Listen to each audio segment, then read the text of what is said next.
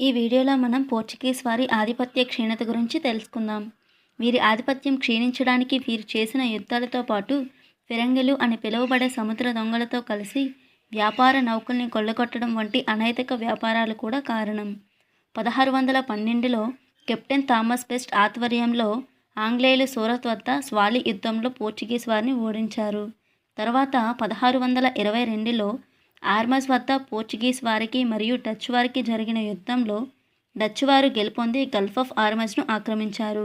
1632లో Bengal governor అయిన ఖాసిం ఖాన్ వీరిని హుగ్లీ నుంచి తరిమివేసి వారి స్థావరాలను స్వాధీనం చేసుకున్నారు. 1662లో పోర్చుగీస్ యువరాణి క్యాథరిన్ బ్రిగంజాని బ్రిటిష్ కుమారుడు అయిన రెండవ చార్లెస్కు ఇచ్చి వివాహం చేశారు. ఇతనికి బాంబేని కట్నంగా ఇవ్వగా 1687లో తమ స్థావరాన్ని సూరత్ నుంచి బాంబేకి మార్చారు. మరెన్నో వీడియోస్ కోసం ఈ ఛానల్ని